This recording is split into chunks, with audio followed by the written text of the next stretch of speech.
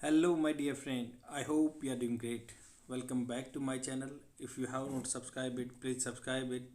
Press the bell icon. Hit the like button also. Friends, as you know, we have already covered several videos regarding Hindu newspaper vocabulary.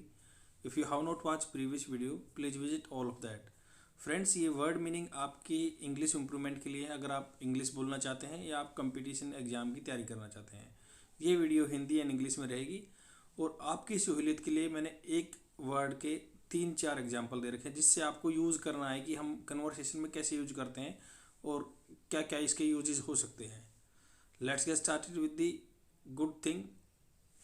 The first word is hue. Hue is a verb, it's a form of the verb and we can take it as a hue is a verb। इसका Hindi meaning क्या होता है? चीरना, कुल्हाड़ी से काटना, गड़ना, छाटना, मतलब काटना छाटना कुल्हाड़ी से।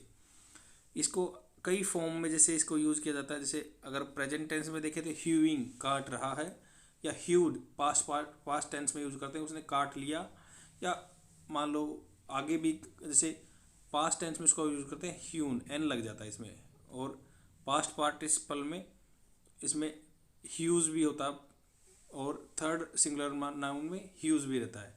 मतलब इसको जैसे चॉप आउट, चॉप और कट, इसका सिनोनिम्स क्या है? चॉप और कट। जैसे वुड में से कोई पीस काटते हैं उसको बोलते हैं ह्यू, HEW, ह्यू। इट्स वर्ब, चीरना, काटना, छाटना इसका मतलब होता है।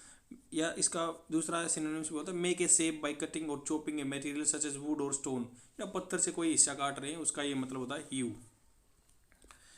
इसका या फिर इसका ये मतलब भी हो सकता है कि कन्फर्म और अडहेयर टू, मतलब कोई भी चीज़ें आप कन्फर्मिटी में कर रहे हैं या किसी चीज़ को फॉलो कर रहे हैं तो इसके सेपरेट एग्जाम्पल हैं इसके। जैसे chop, we have finished hauling and hewing timbers. Hauling होता है मतलब किसी को खोखला करना, या टिम्बर होता बांस, उसने हमने वी हैव फिनिश, हमने फिनिश कर दिया है होलिंग एंड ह्यूइंग टिम्बर। टिम्बर को काटने का काम जो होलिंग करने का है, ह्यूइंग करने का, चॉप करने का, कट करने का काम कर दिया है। या make a shape out of it anything else, like आप बना रहे हो तो ए सीट, मान लो कोई भी सीट बनाई जिसपे फर्नीचर का है, ए सीट ह्यून आउट ऑफ, इसका ये ऐसे यूज होगा Hyun out of A fallen tree trunk. मान लो जो एक तना पड़ा था ट्री का, पड़े हुए ट्री का, तो उसमें से एक सीट ह्यून आउट निकाल दी गई है। और तीसरा मीनिंग जिसे इसका हम कैसे यूज कर सकते हैं, कन्फर्म और adhere to. Some artist took photographs, कुछ कलाकारों ने फोटोग्राफ लिए that hued to more traditional idea of art, जो मतलब फॉलो कर रहे थे, अडहेयर टू कर रहे थे, दैट ह्यूड टू, मतलब उसका यूज करना है हमने hewed to, more traditional idea, जो ट्रेडिशनल आइडिया को या परंपरागत तरीकों को फॉलो कर रहे थे। I have created a trick for this word hew. हैन से याद रख सकते हैं, जैसे हैन मीने क्या होता है? मुर्गा। हैन मीन्स मुर्गा, तो मुर्गे से ह्यू याद रख सकते हैं। जैसे मुर्गे को काट के उसमें से लेग पीस निकालते हैं वैसे ह्यूड आउट, वैसे यूज कर सकते हैं। हैन से ह्यूड आउट हो गया, तो ये बहुत इजी रहेगा, हैन से याद रखना hew. And the second word is bulwark. Bulwark is a noun, it's Hindi meaning is तरंग थोद। हिंदी मीनिंग इज इसका तरंग रोध। मतलब तरंग रोध क्या होता है? जैसे कोई भी तरंग आ रही है, लाइट आ रही है, उसको रोकने वाली चीज़ होती है ये। जैसे बुलवार का प्लूरल्स ए डिफेंसिव वॉल भी कह सकते हैं, जो डिफेंस के लिए यूज होती है, या कोई तरंग रेज आ रही है उनको रोकने का बुलवार्क बोलते हैं। जैसे इसको कैसे कैसे यूज किया जा सकता है? इसको ऐसे बोलता है ए पर्सन और इंस्टीट्यूशन, कोई भी आदमी या इंस्टीट्यूशन है और principle that acts as a defence, वो डिफेंस का काम करता है आपका। द सिक्योरिटी फोर्सेस, इसका एग्जांपल ऐसे ले सकते हैं, the security forces are a bulwark against the break down of society. मान लो सिक्योरिटी फोर्सेस को, जो सोसाइटी में ग्रीफ होते हैं या कोई एक दूसरे के साथ झगड़ा होता है, तो मान लो उसको रोकने के लिए एक बुलवार्क का काम करते हैं, एक रोकने की दीवार का। जैसे कोई भी आप मान लो डिफेंसिव वर्क में काम करे, या इसको ऐसे an extension of the ship sides above the level of the deck, वही मतलब जो उसके डेक से ऊपर वाल बनाई गई है, किसके काम के लिए? बुलवार्क, रोकने के लिए, उसी को डिफेंसिव वाल बोलते हैं इसको। आई have created a trick for this word, like bull, bull सांड होता है, तो बुलवार्क को ऐसे याद रख सकते हैं कि बुल भी डिफेंसिव काम में आता है। जैसे आपने एक गेम देखा होगा, इसमें एक आदमी कपड़ा ले गए उसको टक्कर मारता है, साउथ में रहता है, तो इसे जुलिकुंडू शायद बोलते हैं, एग्जैक्टली नेम शायद मैं अब याद नहीं कर पा रहा हूँ, जल्लीकट्टू बोलते हैं इसको। तो ऐसे ही ये आप याद रख सकते हैं। बुल क्या काम करता है, बुलवार्क का, एक डिफेंस का काम करता है, बुलवार्क का काम करता है। और let's jump to the third word क्या है, स्टेम होता है तना। वैसे हिंदी में बहुत इजी वर्ड है तना, जो पेड़ का तना होता है, ट्रंक भी बोलते हैं, बट उसको देखो कैसे भी इसका एज ए नाउन में, तो एज ए नाउन इसको तना या डंडी जो भी जलियान का अगर भाग या नलिका या पाइप या यूज कर सकते हैं stem. But as a verb इसका यूज किया जाता है स्टेम पैदा करना, काबू में करना या प्रतिबंध करना, उत्पन्न होना।